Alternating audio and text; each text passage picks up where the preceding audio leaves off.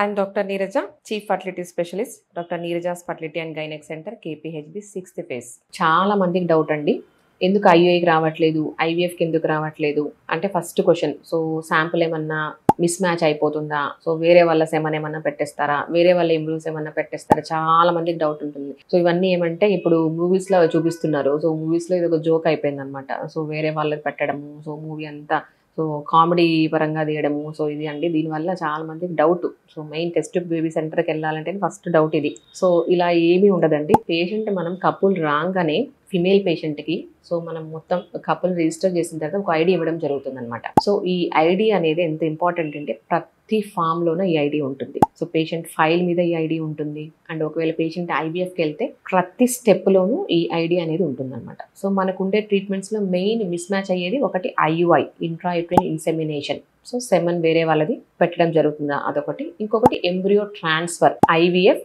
So egg మనం తయారు చేయడము, స్పర్మ్ ఇక్సీ చేయడం, సో ఫర్టిలైజేషన్ చేయడం, అదొక స్టెప్ దగ్గర మనం జాగ్రత్తగా ఉండాలి. ఇంకొకటి ఎంబ్రియో ట్రాన్స్ఫర్, వేరే వాళ్ళ ఎంబ్రియోస్ పెట్టేస్తున్నామా. సో ఈ మూడు అనమాట. ఫస్ట్ ఐయుఐ మనం చూద్దాం. సో ఐయుఐలో మనం సెమన్ కంటైనర్ మీద పేషెంట్ ఎవరైతే మనకు ఐయుఐ ప్లాన్ చేస్తున్నామో ఆ సెమన్ కంటైనర్ మీద పేషెంట్ నేమ్ రాస్తాము, సర్నేమ్ రాస్తాము, డేట్ రాస్తాము, ఐడి రాస్తాము, వైఫ్ నేము, ఇవన్నీ రాసిన తర్వాతే మనం శాంపిల్ కంటైనర్ ఇవ్వడం జరుగుతుంది పేషెంట్కి. సో వాళ్ళు కూడా చెక్ చేసుకోవచ్చు, నాదేనా మా పేషెంట్ వైఫ్ కరెక్టేనా అని. సో శాంపిల్ ఇచ్చిన తర్వాత కూడా ల్యాబ్లో తీసుకెళ్ళిన తర్వాత మళ్ళీ ఒకరు విట్నెస్ చేస్తారనమాట. ఇది కరెక్టేనా ఆ పేషెంట్ అని మళ్ళీ విట్నెస్ చేయడం జరుగుతుంది. సో ప్రతి చోట డబుల్ విట్నెస్ ఉంటారనమాట.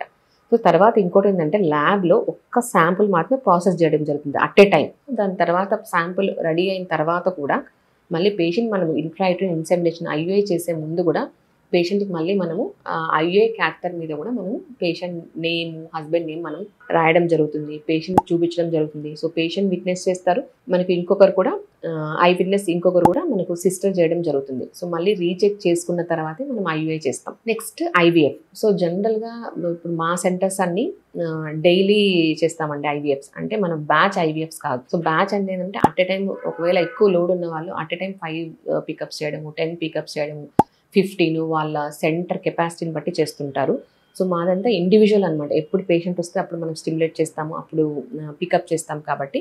సో అట్ ఏ టైం మనకు మ్యాక్సిమం 1 or 2 ఉంటాయి. సో ప్రతి స్టెప్లోన, ప్రతి డిష్లోన పేషెంట్ నేమ్ లేబుల్ చేస్తాము, ఐడి నెంబర్ లేబుల్ చేస్తాము, డేటు అవన్నీ నోట్ చేయడం జరుగుతుంది. ఒకవేళ ఎగ్ పికప్ అయింది, సో ఆ డిషెస్ మీద అంతా కూడా పేరు నోట్ చేయడం జరుగుతుంది. సో వాళ్ళ husband sample, before giving sample మనం సెమన్ కంటైనర్ మీద అవన్నీ లేబుల్ చేయడం జరుగుతుంది. మళ్ళీ ఇది విట్నెస్ చేయడం జరుగుతుంది. ఒకవేళ ఇంకొక పేషెంట్ ఉంటే సేమ్ మళ్ళీ ఆ డిషెస్ మీదంతా పేషెంట్ డీటెయిల్స్ నోట్ చేయడం, వాళ్ళ సెమన్ కంటైనర్ మీద లేబుల్ చేయడం అవన్నీ జరుగుతుంది. సో ఇంకొక main step embryo transfer. So మనకు ఒక రిజిస్టర్ ఉంటుంది.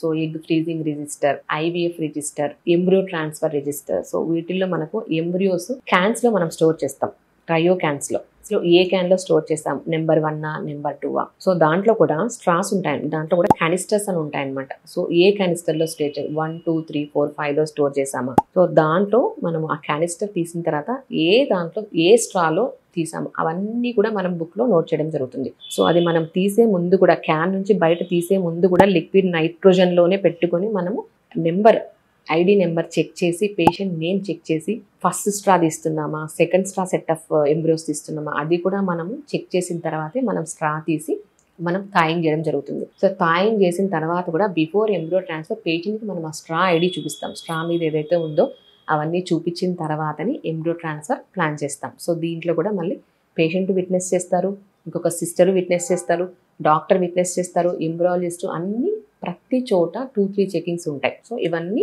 చేసిన తర్వాతే పేషెంట్కి ఎంబ్రియో ట్రాన్స్ఫర్ ప్లాన్ చేస్తాం. సో ఇప్పుడు కొత్తగా మనకు ఆర్డీ స్టిక్కర్స్ వస్తున్నాయండి. సో వాటి వల్ల ఏమవుతుందంటే ఈ మిస్ మ్యాచ్ అనేది జరగదు, కానీ కాస్ట్ అనేది ప్రతి పేషెంట్కి ఒక 15,000 to 20,000 పెరిగిపోతూ ఉంటుంది. సో జనరల్గా ఏవైతే డైలీ ఐవీఎఫ్ సెంటర్స్ వర్క్ చేస్తాయో వాళ్ళకు ఈ ఆర్డీ స్టిక్కర్స్ పెద్ద యూజ్ ఉండకపోవచ్చు. ఎవరైతే బ్యాచ్ ఐవీఎఫ్ చేస్తారో, so more than 10, more than 20, 50 వాళ్ళకి చేస్తుంటారు. సో వాళ్ళకి ఈ ఆర్డీ స్టిక్కర్స్ ఇవి యూజ్ అవ్వడం జరుగుతుంది. సో పేషెంట్స్ ఎవరు భయపడక్కర్లేదండి. ప్రతి లెవెల్లోనూ మనకు రీచెకింగ్, ఐ విట్నెస్ ఉంటుంది కాబట్టి ఎక్కడ మిస్ మ్యాచ్ అయ్యే శాంపిల్స్ మిస్ మ్యాచ్ అయ్యే సమస్య లేదు. సో పేషెంట్స్ హ్యాపీగా ఒకవేళ డాక్టర్ అడ్వైస్ చేస్తే ఐయుఐకి వెళ్ళొచ్చు, ఐవీఎఫ్ వెళ్ళొచ్చు.